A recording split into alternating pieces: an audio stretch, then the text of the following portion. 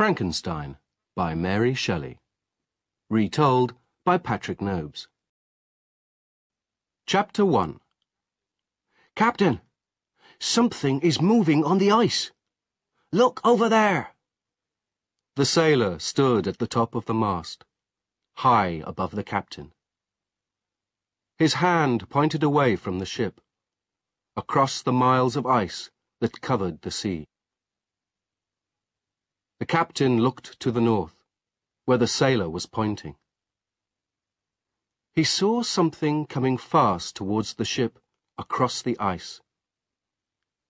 He put his telescope to his eye, and through it he could see the shapes of 10 dogs pulling a sledge over the ice. He could also see the driver of the sledge, a huge figure, much bigger than a man. The sledge came nearer and nearer to the sea. Soon it was only a quarter of a mile from the ship. No one needed a telescope now to see the huge figure of the driver. Suddenly, the sledge went behind a mountain of ice and disappeared. At that moment, another sledge appeared. It, too, was moving fast, and was clearly chasing the first sledge. This driver was a smaller figure, more like an ordinary man. Faster and faster the dogs ran. Then the second sledge also disappeared behind the mountain of ice. 2 hours passed. The sledges did not appear again. Nothing moved on the ice. Soon night came, and in the night there was a storm. In the morning, the sailors saw that great pieces of ice were floating round the ship. Suddenly, the sailor on the mast shouted again, "Captain, I can see a man on the ice."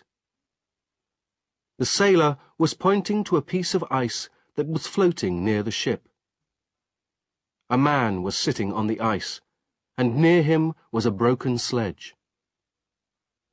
The man was nearly dead from cold and could not walk. The sailors carried him carefully onto the ship and took him to the captain, who said, "Welcome to my ship. I am the captain, and my name is Robert Walton." "Thank you, Captain Walton," the man said. "My name is Frankenstein. Victor Frankenstein." Then he fainted and said no more.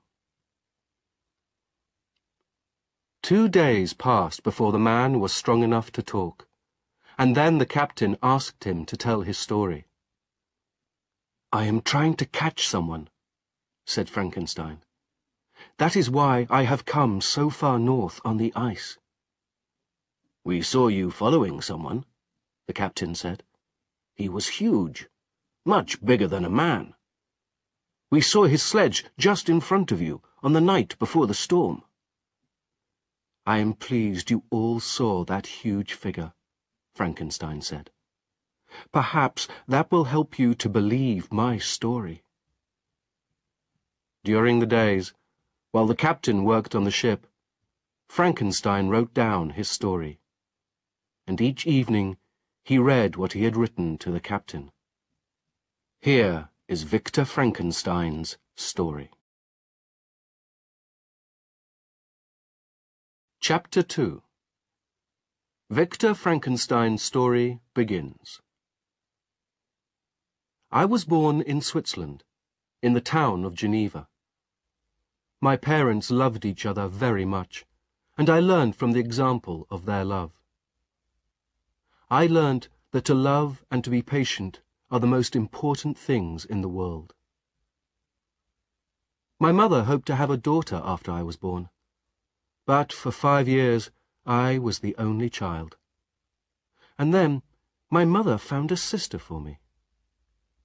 She was helping a family in which there were 5 children. They were very poor, and the children were thin and hungry. One of the children was a little girl, with golden hair and blue eyes. Her name was Elizabeth. My mother took the little girl into our family, and Elizabeth became the daughter that my mother had always wanted. As I grew older, my love for Elizabeth became stronger all the time. Later, my mother had two other sons, Ernest and William. A young woman called Justine came to live in the house to help my mother with the children. We loved her as much as she loved us. The years passed happily, and we had everything that we needed. At school, I met another very fine person. His name was Henry Clerval, and he was very clever. My family also liked him very much, so he was a welcome visitor to our house. I studied very hard at school. I wanted to know the secrets of life, and, most of all, I wanted to know how to make living things. I read all the books that I could find. One day, something happened that added a new idea to the ideas that I already had. I was 15 at the time, and we were on holiday in the mountains. There was a wild storm, and with it came the most frightening thunder and lightning that I have ever seen in my life. About 20 meters in front of our house was a great tree. Suddenly, a huge fork of lightning hit the tree. After a few seconds, there was nothing left of it except a black piece of wood 2 meters high. The lightning had destroyed it. I saw how strong electricity was. I began to read all the books that I could find about electricity and its terrible power. Chapter 3. For 17 years, my life was very happy. Then, the first sad thing happened. My mother became very ill, and soon she knew that she was dying. Just before she died, she asked Elizabeth and me to go to her room. She held our hands and said, "My children, I am very happy because you love each other, and because one day you will get married. Everyone in the family loves you, Elizabeth. Will you take my place in the family, my dear? I can die happy if you will look after them when I have gone." My mother died, and we were very sad, because we loved her dearly. Elizabeth was brave and helped us. Her sweet smile gave us some happiness in the unhappy days after my mother's death. The time came for me to go to university. I did not want to leave my sad family, but we all knew that I should go. It was hard to leave, too, because the parents of my good friend Henry Clerval would not let him go to university with me. And so I had to go alone. On my first day at the university, I met my teacher, Professor Waldman, who was one of the greatest scientists in the world. He gave a wonderful talk to all the students who were starting at the university. He ended his talk by saying, "Some of you will become the great scientists of tomorrow. You must study hard and discover everything that you can. That is why God made you intelligent, to help other people." After the professor's talk, I thought very carefully. I remembered the storm when I was 15. I remembered how the lightning had destroyed the tree. I wanted to use electricity to help people, and I wanted to discover the secrets of life. I decided to work on these two things. I did not know then that my work would destroy me and the people that I loved. I started work the next day. I worked very hard, and soon Professor Waldman and I realized that I could learn to be a very good scientist. The professor helped me very much, and other important scientists who were his friends helped me too. I was interested in my work, and I did not take one day's holiday during the next 2 years. I did not go home, and my letters to my family were very short. After 2 years, I had discovered many things, and I built a scientific machine that was better than anything in the university. My machine would help me answer the most important question of all. How does life begin? Is it possible to put life into dead things? To answer these questions about life, I had to learn first about death. I had to watch bodies from the moment when they died and the warm life left them. In the hospital and in the university, I watched the dying and the dead. Day after day, month after month, I followed death. It was a dark and terrible time. Then one day, the answer came to me. Suddenly, I was sure that I knew the secret of life. I knew that I could put life into a body that was not alive. I worked harder and harder now. I slept for only a short time each night, and I did not eat much food. I wrote to my family less often, but they loved me and did not stop writing to me. They said they understood how busy I was. They did not want me to stop work to write or to see them. They would wait until I had more time. They hoped to see me very soon. The professors realized that I was doing very important work, and so they gave me my own laboratory. There was a small flat above the laboratory where I lived, and sometimes I stayed inside the building for a week and did not go out. Above the laboratory, I built a very tall mast. It was 150 meters high, and higher than the tallest building in the city. The mast could catch lightning and could send the electricity down to my machine in the laboratory.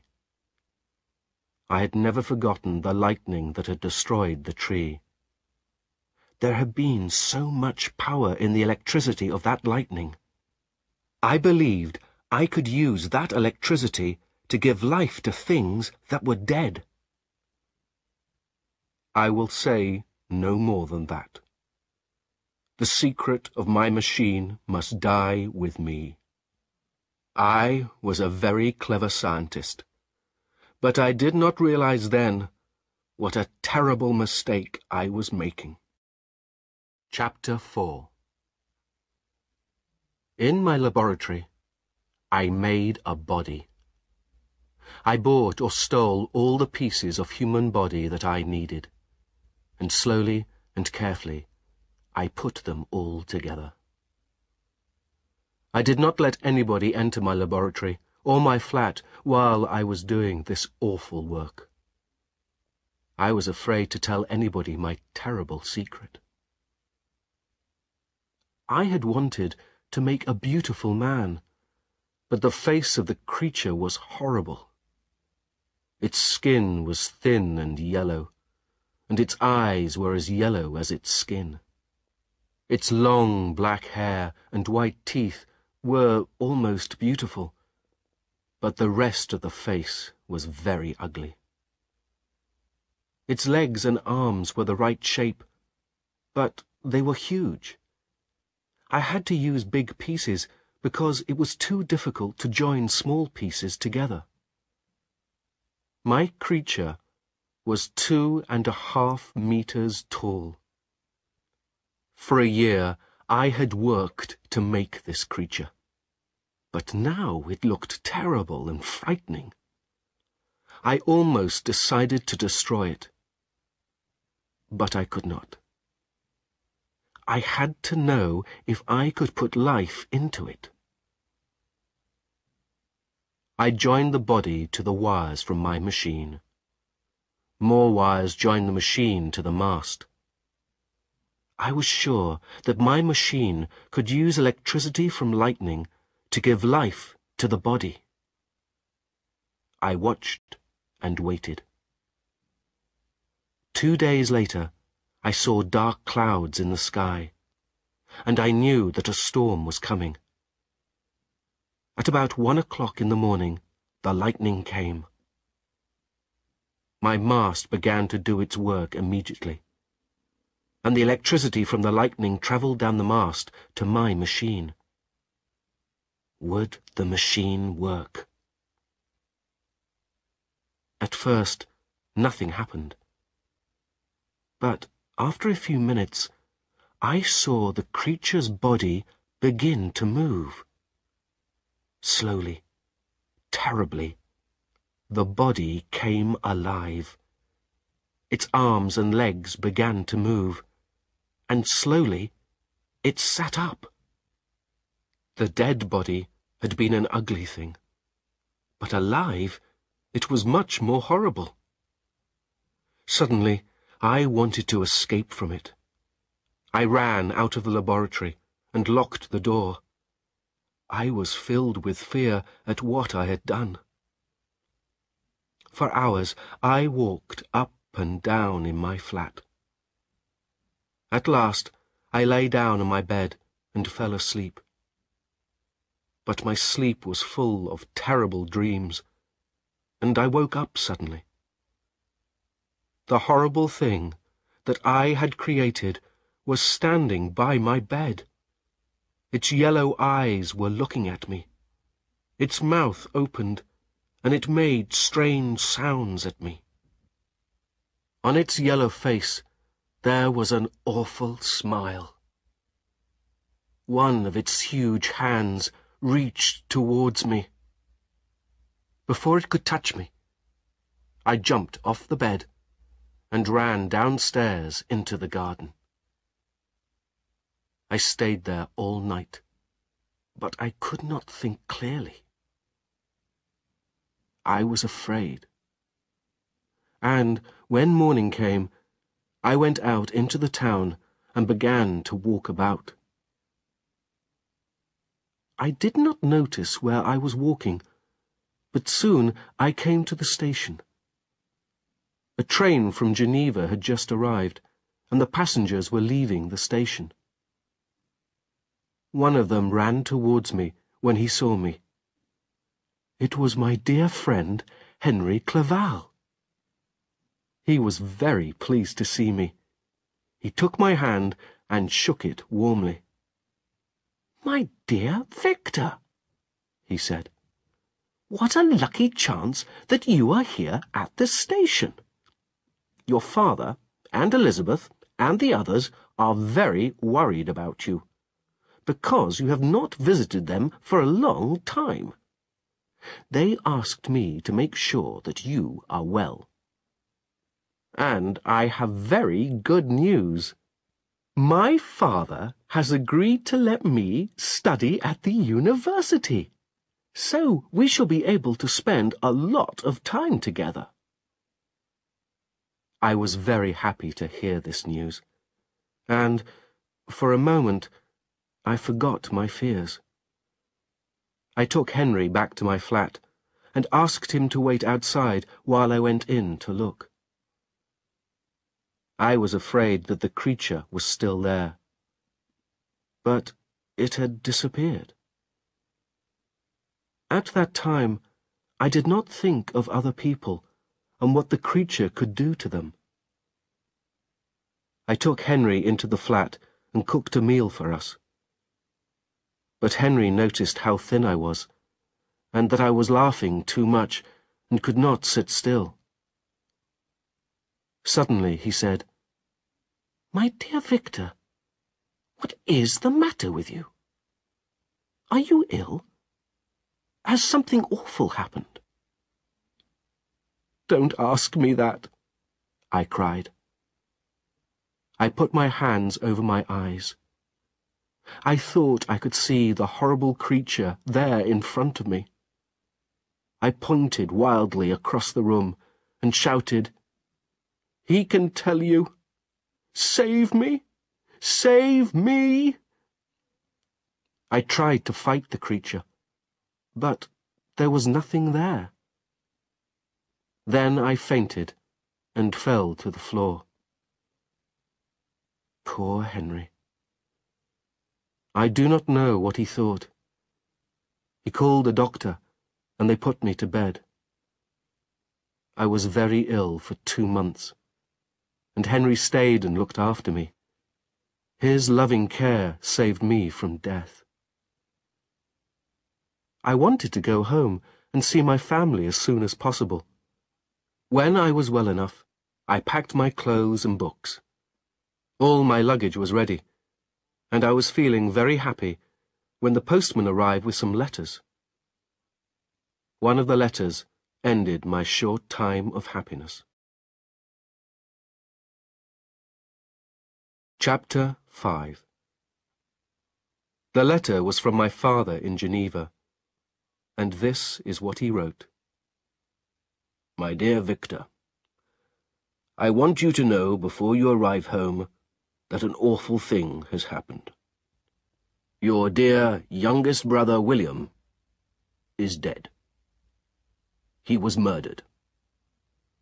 It happened last Thursday evening, when Elizabeth and I and your 2 brothers, Ernest and William, went for a walk outside the city. William and Ernest were playing. William had hidden from Ernest, and Ernest asked Elizabeth and me to help find William. We all began to search for him, but we couldn't find him. We searched all night. At 5 in the morning, I found him. He was lying on the grass, white and still. I could see the marks of fingers on his neck. The murderer had strangled him. Elizabeth had let him wear a gold chain of hers round his neck. On the chain was a very small picture of your mother. We all think that someone murdered William to steal the gold chain. Poor Elizabeth is terribly unhappy at William's death. She thinks he died because she let him wear the chain. Hurry home, my dear Victor. You are the only one who can help Elizabeth, and we all need you. With all our love, your father. Henry helped me to catch the train. The journey seemed very long, and it was late at night before the train reached Geneva. I decided to spend the night in a village outside the town and go home early in the morning. I wanted to see the place where William had died. As I started my walk, a storm broke, and lightning lit the sky. The police had put posts round the place where the murderer had strangled William, so I found it easily. I cried sadly as I stood there. My poor brother had been a kind and happy boy, and we had all loved him. Again the lightning lit the sky, and I saw a huge figure standing in the rain. When I saw it, I knew at once what it was. It was the creature that I had made. What was he doing there? But although I asked myself the question, I knew the answer. He had murdered my brother. I was sure that I was right. I decided to try and catch him. But as I moved, he ran towards the mountains. he ran much faster than any man. He climbed the mountain easily, reached the top, and disappeared. I stood there in the dark and the rain, and knew that I had created a monster. And he had murdered my brother. Chapter 6. At first, I decided to tell the police my story. But would they believe me? I had been very ill. When the police learnt about my illness, they would think the monster was just one of my bad dreams. I decided that I could not tell anybody. I went home to my family, and they were very pleased to see me. Then they told me that the police had found the murderer. Perhaps you will think that this was good news, but I have not told you who the police had arrested. As I went into the house, I noticed that one person did not come to meet me. It was Justine, the young woman who had looked after the children and who was like a sister to us. And it was Justine that the police had arrested. A few days after the murder, the police had searched the house and had found the gold chain in Justine's coat pocket. Everyone in the family knew that Justine had not murdered William. I knew who the murderer was, but I could not tell anyone. We were sure that Justine would be free after the trial, because nobody could believe that she was a murderer. But we were wrong. The trial did not go well for Justine. There were a number of strange facts that were difficult to explain, and the judge decided that she was the murderer. The punishment for murder was death. We argued and cried. We said she could not murder anyone. But nothing could change the judge's order. So I got up early and went to the judge's house and told him about the monster. He did not believe me. He thought I was lying in order to save Justine's life. In the prison, Justine waited quietly for death. We spent many hours with her, and she spoke calmly and kindly to us. She was happy because we believed that she had not killed William. And she was almost looking forward to death, because then she would be with William and our dear mother in a place of peace. Her love and gentleness added to my great unhappiness. I knew she was going to die because of me. I knew my brother had died because of me. I had brought nothing but sadness and misery to my family. I took a boat and went out on Lake Geneva. Why didn't I end my life then? Two things stopped me. My father was old, and another death would probably kill him, and I had to stay alive, to keep my family safe from the monster. Fear for my family and hate for my monster were with me day and night. I became ill again, and Elizabeth's love could not help me. I needed to escape for a while, to leave my unhappiness behind me. So I went to walk alone in the Alps. I hoped the wild beauty of the mountains would help me. Slowly, I became calmer among the beautiful mountains. I learnt to sleep again, and for days I did not see anybody. Then one morning I saw a figure coming towards me, faster than any man could go. It jumped easily over the rocks, and I saw with horror the monster that I had created. On his face was a look of deep sadness, but also of evil. At first I could not speak, because I hated him so much. But at last I said, "You are an evil creature. I shall kill you if I can, because you have killed 2 people that I love." The monster's yellow eyes looked at me. "I am the unhappiest creature in the world, but I shall fight for my life," he said. "I am bigger and stronger than you, but I will not start the fight. I shall always be gentle to you, because you are my king and creator.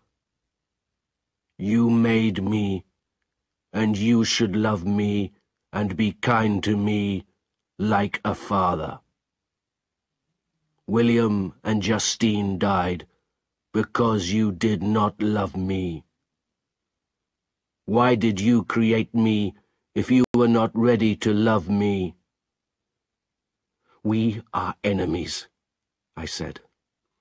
"Leave me now, or let us fight until one of us is dead." "You are a murderer. How can I be kind to you?" "You say I am a murderer," the monster said. "But you want to kill your own creature. Isn't that wrong, too? I ask you to do one thing for me. Listen. Come with me to a warmer place and listen to my story. Then you can decide." I thought carefully about what he had said. It was true that I had given him life, but I had not given him love. I decided to go with him and listen to his story. He took me to a mountain hut where he lit a fire. We sat down by the fire, and he began to tell me his story. Chapter 7. The Monster's Story. After I left the laboratory, I escaped into the country outside the town. I soon felt hungry and thirsty, and my first food was fruit, which I found on some trees near a river. I drank from the river, and then lay down and went to sleep. At first, my eyes and ears did not work very well, but after a while I began to see and hear clearly. One day, snow began to fall. Of course, I had never walked in snow before, and I found that it made my feet very cold. I realized that I needed food and a place to get warm. Soon, I saw a small hut where an old man was cooking his breakfast over a fire. When the old man saw me, he shouted loudly and ran away as fast as he could. I did not understand what the man was doing, but I wanted to be near the fire. So I sat down in the warm and ate the man's breakfast. Then I walked across empty fields for some hours, until I reached a village. I went into one of the houses, but there were children inside. They began to scream when they saw me, and their mother fainted.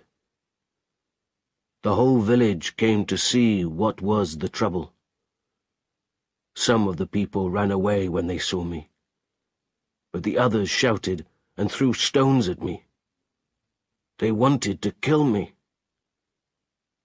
I was badly hurt, but I escaped and ran into the open country.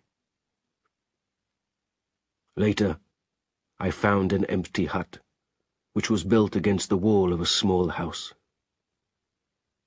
I was afraid to go into the house after what had happened in the village, so I hid in the hut.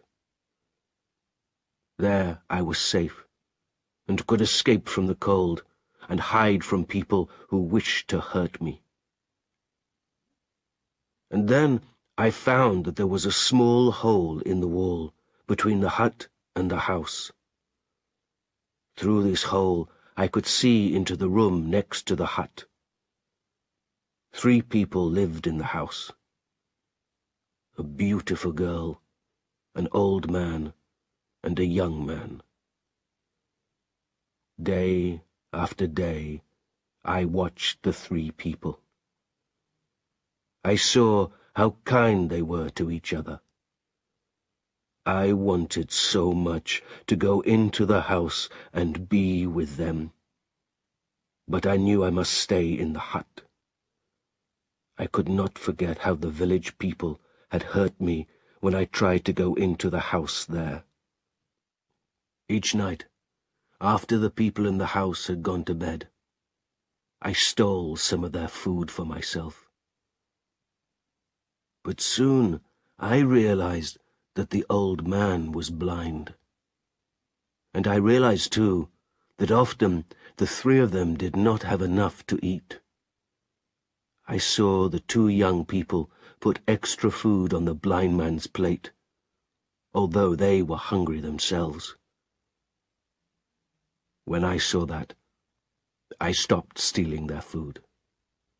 Their life was already hard enough. So I went back to the wild fruit in the woods.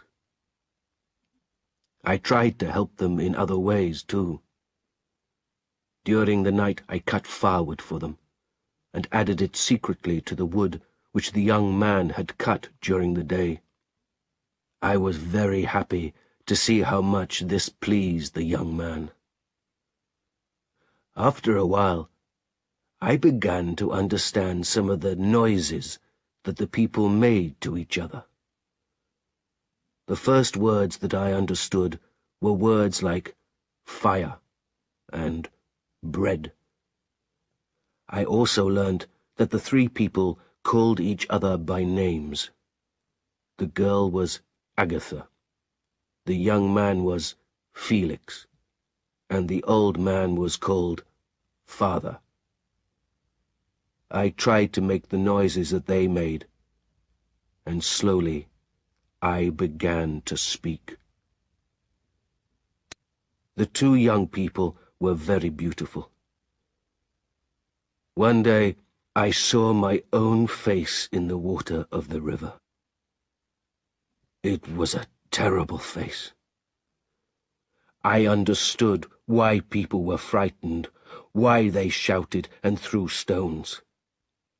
I knew then that I could not let these beautiful people see me. They would be frightened by my horrible face and body. Summer was coming, and I continued to watch and learn. I also continued to help the 2 people and their father, and did many jobs for them in the night. They were always surprised in the morning when they saw what I had done. I heard them talk about the good creature who did these wonderful things. But the family were often sad, and I wished I could make them happy. I looked forward to the time when I could speak well enough to talk to them. And I was happy, because I was sure I would soon have 3 good friends. Chapter 8. One day in summer, a lady on horseback rode up to the house and knocked on the door. She had dark hair and was very beautiful. The family were all very pleased to see her. I soon learned that her name was Sophie. She could not speak the family's language, and each evening Felix taught her some words. This was a very great help to me, because I was able to learn the meaning of many words that I had not been able to understand before. Felix taught Sophie from books about what had happened in the world in the past. So I learned about the Greeks and Romans, and about Christ, and about the first white men in America, and the sad story of the Indians. I could not understand why men who knew all about good and evil could hate and kill each other. I learnt other things too. I learned that people think it is very important to have money, and to come from a good family. I learnt of the love between mother and father and child. And I realized that I had no family. The more I learnt, the more I thought, and the more unhappy I became. Soon I discovered who Sophie was. The two families had met in France after Sophie and her father arrived there from Turkey, their own country. Sophie's father was put in prison by the French, but Felix and his father had helped him to escape and leave France. When the French discovered this, Felix and his family lost all their lands and money, and had to leave France forever. Now I knew why they were so sad, and why they were poor. But that was not all. Sophie and Felix loved each other, and Sophie's father had promised that they could marry. Then, when he learnt that Felix had lost all his money, he broke his promise. But Sophie loved Felix very much. So she took some money and escaped from her father to search for Felix. I had learned to love these good people, and I could not wait another day to introduce myself. I decided to speak first to the father, because he was blind, and would not be frightened by my terrible face and body. One day, the three young people went for a walk while the old man rested. When they had gone, I went to the door of the house and knocked on it. The old man told me to enter and to sit down. "Thank you," I said. "I am a traveler, and I'm tired and sad. I have no family or friends. The people that I want to have as my friends have never seen me. If they don't take me into their home, I shall be alone in the world." "Don't be so sad," the old man said. "You will find that the hearts of men are full of love. If these friends are good people, they will welcome you." "They are kind, and the best people in the world," I said. "But when they meet me, they may not see a kind creature who has helped them. Instead, they may see a monster, and they will hate me." "That mustn't happen," the old man said. "My family and I have had our difficult times, and we'll help you."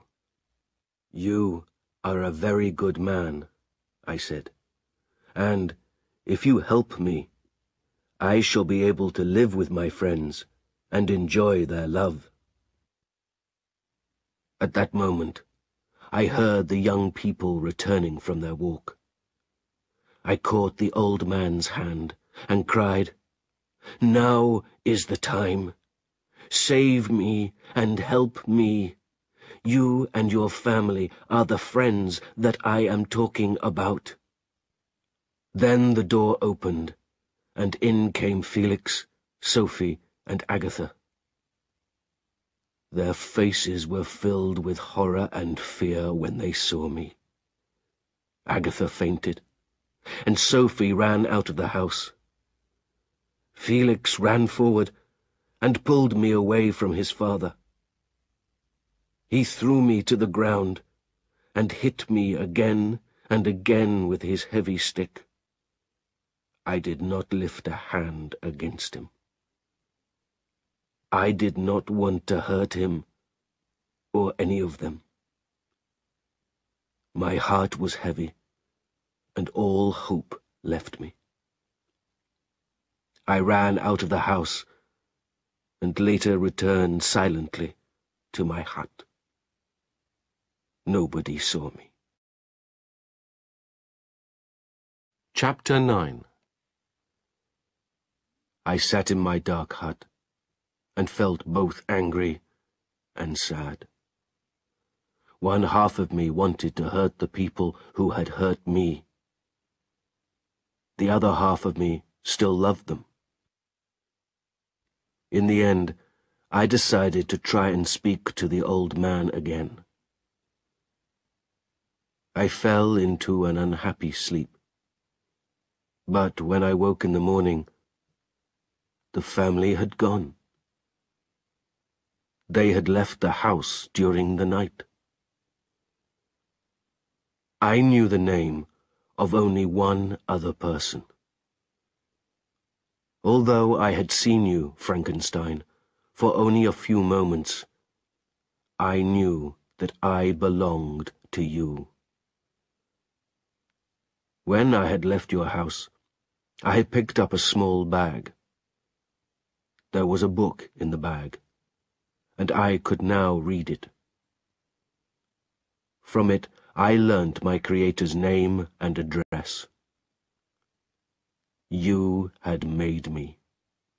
But why had you not looked after me and saved me from this pain and unhappiness?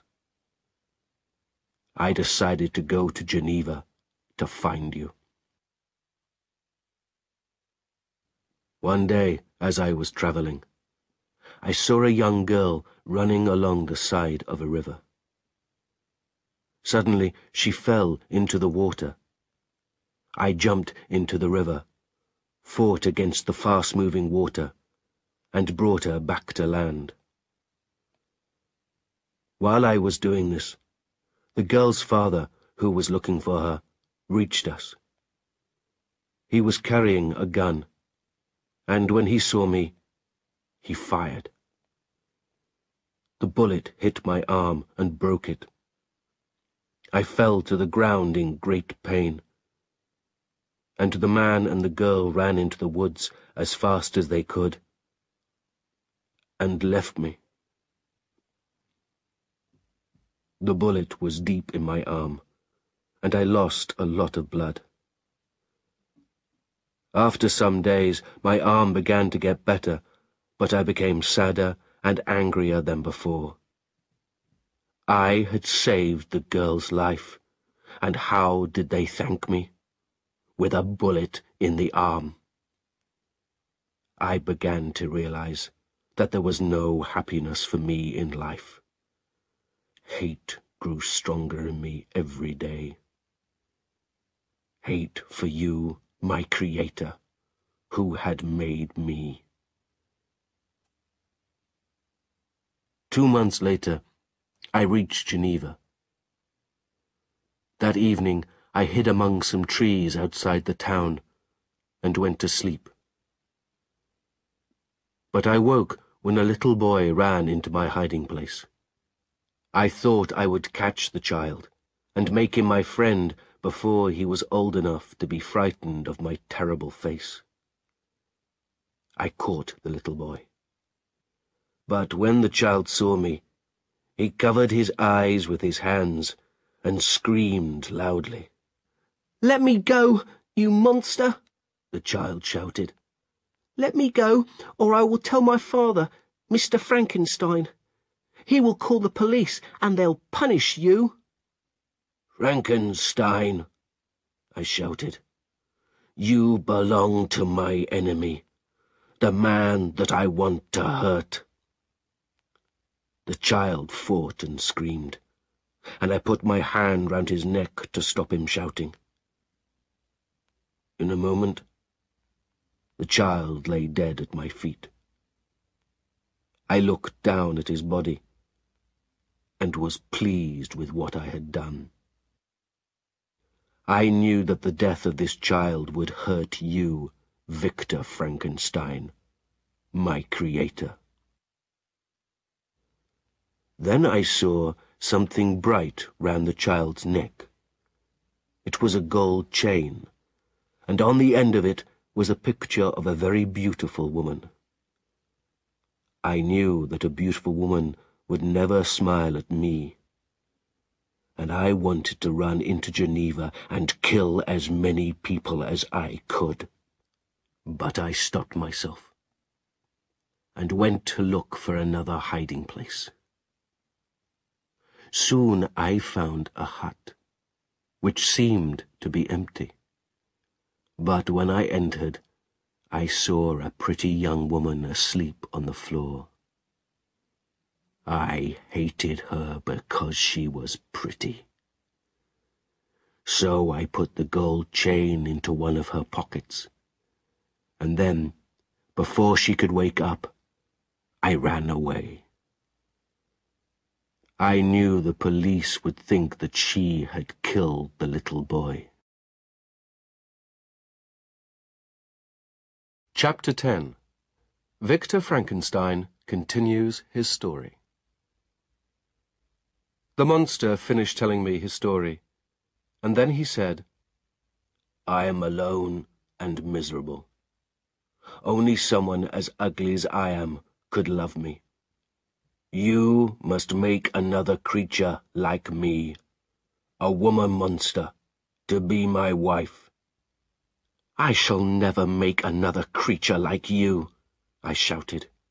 "You have done enough evil on your own." "If you don't help me, I shall make you more miserable than you have ever been in your life. You will wish you were dead," the monster said. "But if you make another monster to be my friend, we won't hurt anyone.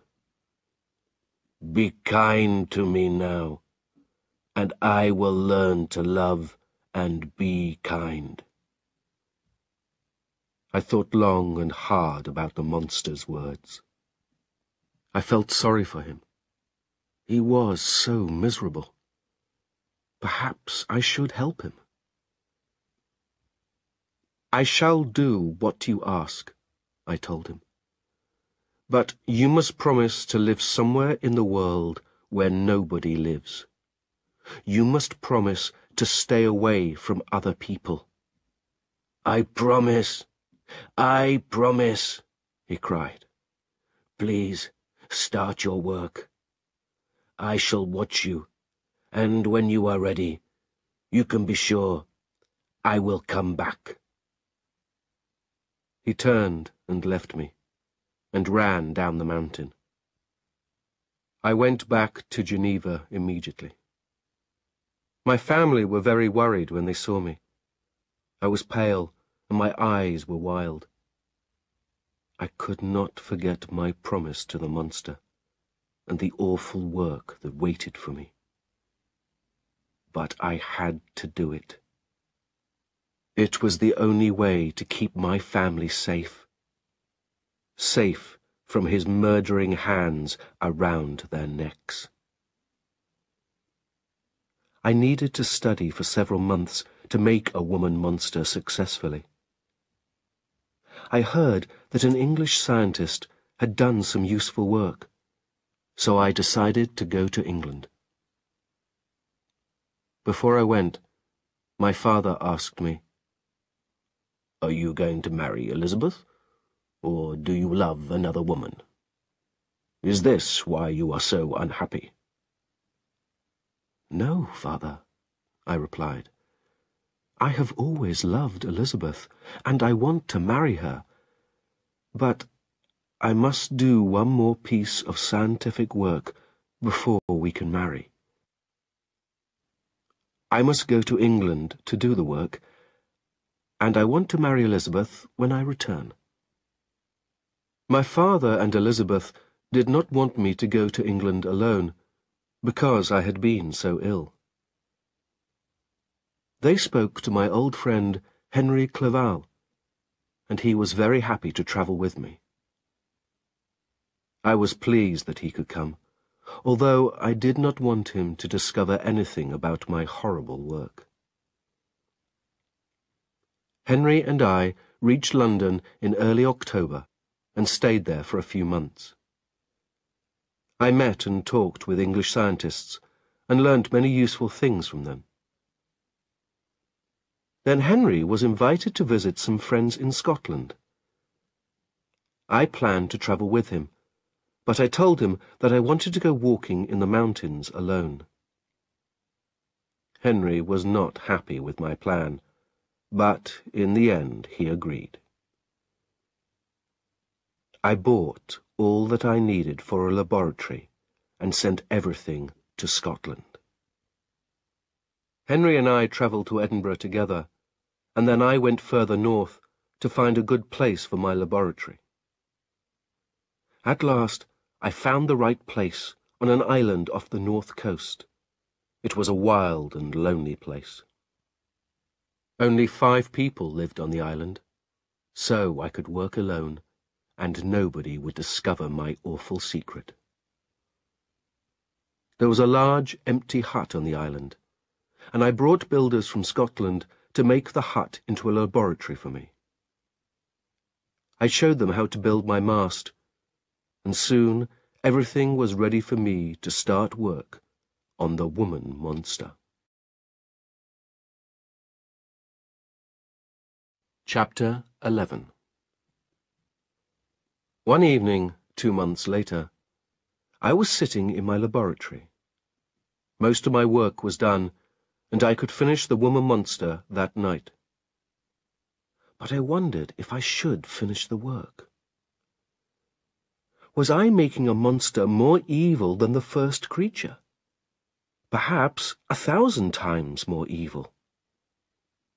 How could I know? Perhaps the woman monster would be another murderer. She had not promised to stay away from other people. Perhaps the 2 monsters would hate each other, and would kill and murder and destroy without end. As I thought these things, I looked up at the window. Suddenly, in the moonlight, I saw the monster's awful face looking at me, and in his yellow eyes I could see only hate and evil. I knew he would not keep his promise. I went over to the laboratory table where the new creature was lying. I pulled off the wires that joined her to my machine. I took a sharp knife and cut through the body that I had joined together so carefully. Through the window, the monster saw me destroy his woman. With a loud and miserable scream of sadness and lost hope, he ran into the laboratory. "You have destroyed all my hopes of happiness," he cried. "You have left me with one feeling, hate, and with one wish, to destroy your happiness. You will be sorry that you were ever born. Remember this. I shall be with you on your wedding night." He ran quickly out of the laboratory, and I watched him as he left the island in his boat and sailed away across the sea. I sat and cried as I thought of the danger to Elizabeth. But I knew that the monster would not visit us until our wedding night. I would not die easily, and I would try to kill him before he could kill me. The next morning, I received a letter from Henry. He told me that he was waiting for me to return. I decided to clear the laboratory and to leave the island on the following day. So I returned to the laboratory, where the pieces of the woman-monster's body still lay on the floor. I put them all in a large bag with some heavy stones. Then I took the bag to my boat and sailed out to sea. I threw the bag into deep water and watched it disappear. I was happier than I had felt for months. I knew I had done the right thing, and now there would be no second monster to follow the first. I was very tired, and I went to sleep in the boat. I do not know how long I slept, but when I woke up, I was in the middle of a storm. The wind was driving me further out to sea, and my boat began to fill with water. I knew I was in great danger. After some hours, the storm passed, and I saw land to the south. Soon I could see the beach, and a crowd of people standing and watching me. Their faces were cold and unfriendly. As I landed, 4 of the men came towards me and took me by the arms. "We are taking you to Mr. Cohen, the judge. He wants to ask you some questions about the murder of a man here last night," one of the men told me. I was sad to hear of the murder, but I did not worry about it. I had been far away at the time, and knew nothing about any murder. It would be easy to explain that. So I went with the men to the large house where Judge Cohen lived. Chapter 12. The judge was an old, kind man, but his face was very serious as he looked at me. He asked a number of men to tell me what they had seen and found the night before. The first man told his story. He and his son were coming home from a long day's fishing. It was a dark night, and on the beach they had fallen over the dead body of a man. They had carried the body to the nearest house, and found that it was a good-looking young man about 25 years old. There were the marks of fingers round his neck. When they spoke of the marks of fingers, I remembered the murder of my brother, and I felt a terrible fear. The son then told his story. He had seen a boat with a man in it not far from the beach. He thought it was my boat. A woman had also seen a man in a boat sailing away from the beach. She thought I was the man. Then I was taken to the room where the dead body lay. How can I tell you what I felt when I saw the body? I put my arms round it and cried, "What have I done? My friend, my dear friend." The body was Henry Clerval's, and so now I had destroyed another person. This third death was too much for me. I fell down in a kind of madness, and they had to carry me from the room. For 2 months I was very ill, and wished only to die. But slowly my madness left me, and my health began to return. At last I was able to speak to Judge Cohen, and I asked for news of my family. "There is someone here who can answer your question better than I can," he said. "Your father arrived a few minutes ago, and is waiting to see you." For the first time since Henry's death, I felt some happiness. I held out my hands to my father as he came into the room, and he took me in his arms. He gave me the good news that Elizabeth and Ernest were safe and well. I was really too ill to travel, but I asked my father to take me home immediately. The police had found somebody who had seen me on my island at the time of the murder, and so the judge let me go free.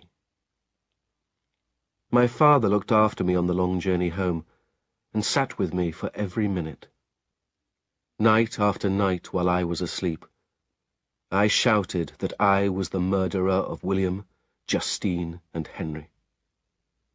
My father asked me why I said these awful things. I wanted to answer his question, but I could not tell him my terrible secret. He thought that I was still a little mad. We stayed for a few days in Paris on the way home, and Elizabeth wrote to me at our hotel. This is what her letter said. My dearest Victor, I am so happy to know that you will soon be home. But I am afraid that Henry's death is not the only reason for your sadness. Do you still want to marry me, or do you love another woman? You must tell me. I love you, Victor, and I dream of the day when I shall be your wife. But I do not want you to marry me just because your parents wanted it. I can only be happy if you are happy. Do not answer this letter. Wait until you arrive before you give me your answer. But if you are well, and if I can make you smile, I need nothing more to make me happy. With all my love, Elizabeth. I replied immediately. I told her that I loved her very much and wanted to marry her. I remembered the monster's promise to be with me on the night of my wedding. Let him come. We would fight to the death on that night. And after that fight, I would either be dead and at peace, or alive and free. Free to be happy with Elizabeth. We arrived in Geneva soon after my letter had reached Elizabeth. It was wonderful to see her again. She ran into my arms, and I held her close. She cried when she saw how thin and old I looked. She, too, was thinner, because she had worried about me so much. But her gentleness and her love made her as beautiful as ever. We agreed that the wedding would be in 10 days' time. As the day came nearer, I became more and more afraid. I tried to hide my fear, and laughed and smiled as often as I could. Elizabeth knew that I was unhappy, but she was sure she could give me happiness. She looked forward to our wedding. I began to carry a gun and a knife with me everywhere I went. Chapter 13. After the wedding, a large number of our friends came to a party at our house. When the party had started, Elizabeth and I said goodbye and left for our honeymoon. We travelled first by boat and planned to spend the night at a hotel on the other side of the lake.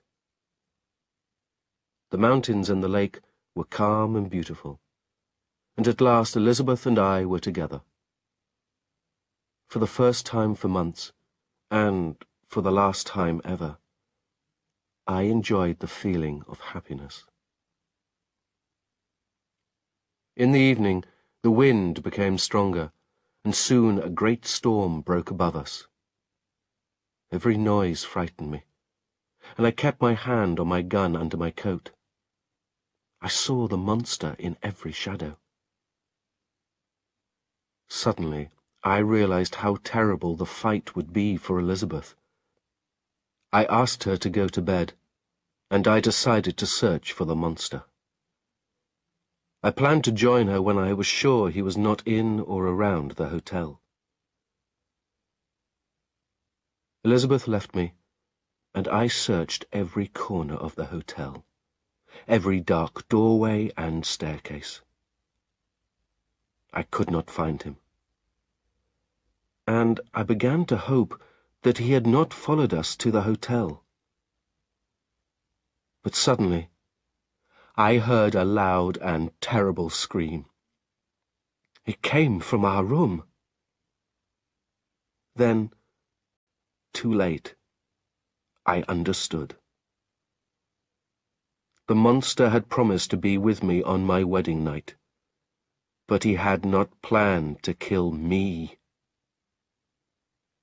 The scream came again, and I ran to our room. Why did I not die there and then? On the bed, Elizabeth lay still, in the cold sleep of death. I took her in my arms, and saw the marks of the murderer's fingers on her neck. Other people in the hotel had heard the screams and came into our room. I sent one of them to call the police. The others left me alone with my misery. I held Elizabeth close, and as I held her, I saw the monster watching me through the open window of the room. There was an evil laugh on his face. I pulled my gun from my coat and fired at him. I missed, and he ran from the window and jumped into the lake. The other people heard the noise of the shot and came back into the room. I showed them the place where the monster had jumped into the lake. We searched the edge of the lake, but we could not find him. I returned to our room and lay on the bed next to my dear wife. Suddenly, I had another terrible thought. At this very moment, perhaps my father was fighting the monster, with Ernest dead at his feet. I left the hotel and returned to Geneva as fast as I could. My father and Ernest were safe, but the awful news of Elizabeth's death killed my father. He had loved Elizabeth dearly. He became ill, and, after a few days, he died in my arms. So the evil monster had brought unhappiness and death to a dear old man who had never hurt anybody. I do not know what happened next. I think I left the real world and entered a dangerous world of dreams and madness. Later I found that they had put me in prison because of my madness. After many months they let me free. I had only one wish: to find and kill the monster. Chapter 14. I decided to leave Geneva forever. I took all the money that I needed and left the town. Before I left, I went to visit the place where William, Elizabeth, and my father lay at rest.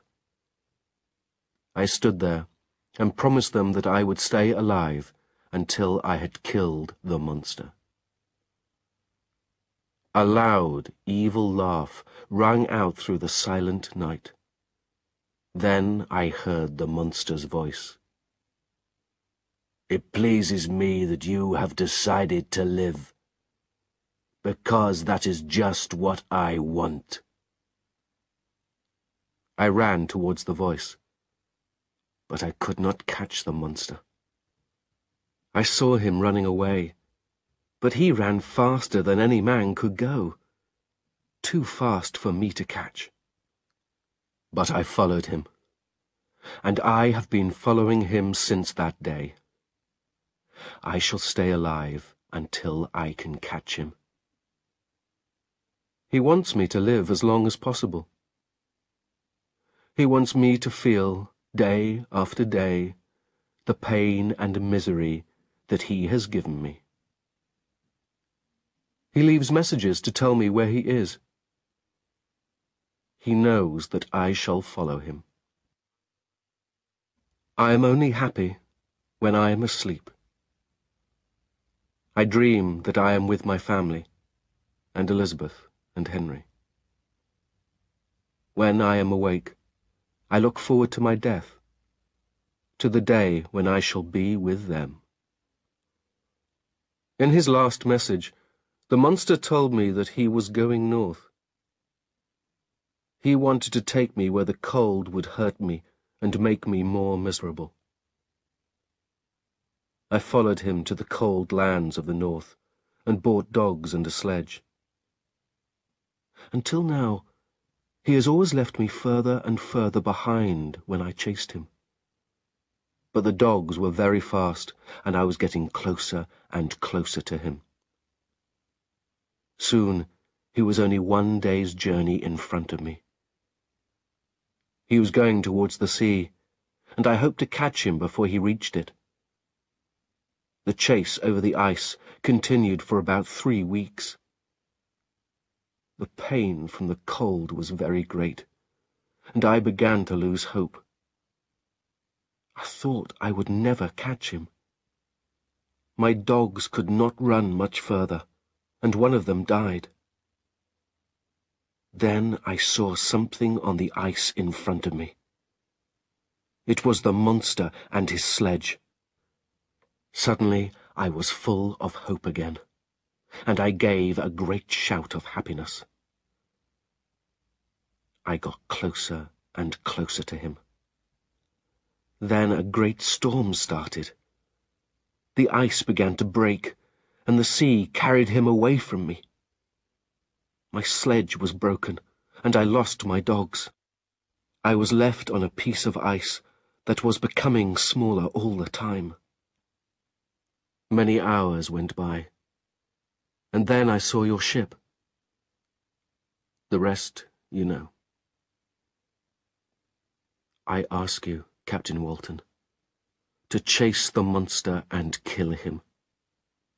Do not listen to what he says. He knows how to argue, and perhaps you will feel sorry for him. But remember that he is evil. Remember the deaths of William, Justine, Henry Clerval, Elizabeth, my father, and remember me, Victor Frankenstein. There is no more for me to say, except to thank you, Captain Walton, for your help and kindness. Thank you also for listening to my story.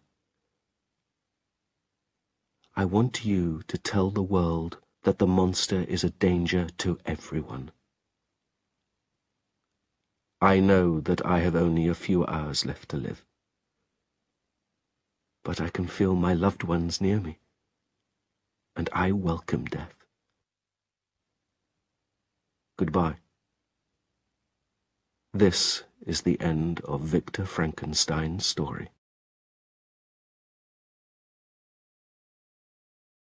Chapter 15. Captain Walton's Note. I, Captain Robert Walton, have added this final note to the story. When you have read it, you will know that Victor Frankenstein's story was true. Victor Frankenstein died a few hours after he had written his last word. I was sad to see him die, because he had become a good friend. But he will not be unhappy or in pain any more, and I am happy for him. We laid his body in a cabin near my own. Later, I heard a voice coming from the cabin. I went into the cabin and saw a huge shape standing over the dead body. I knew that the horrible creature which was standing there was Frankenstein's monster. "So, I have killed you too," the monster said to Frankenstein's body. "Oh, Frankenstein, forgive me. How I wish you could answer me." I went towards him and said, "It is too late for Frankenstein to forgive you. He is dead. His pain is ended." "You do not know how much pain and unhappiness I have felt," said the monster. "I knew that I was doing evil things, but I could not stop myself. Do you think I enjoyed killing people? My heart was made for love, like a man's heart. After I killed Henry Clerval, I hated myself. But I could not stop myself from more murder. Frankenstein would not give me a wife, but he hoped to find happiness with a wife of his own. He was not fair to me. But now it is ended. Frankenstein is the last person I shall kill. I have done all those evil things. But am I the only person who has done wrong? I wanted love and friendship. Think about Felix and his family, who hated me after I had given them love. Think about the man who shot me after I had saved his little girl from the river. But I know that I have done evil, and I hate myself more than you hate me. My own death is near. I shall leave this ship and go north, across the ice. I shall build a great fire and lie down on it to die. I shall welcome the pain of the fire, because it will help me to forget the pain in my heart.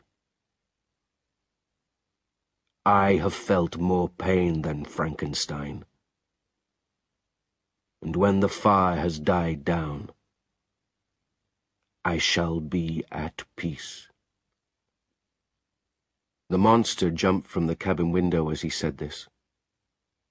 He got into the small boat in which he had reached the ship. The sea soon carried him away, and he was lost in the darkness.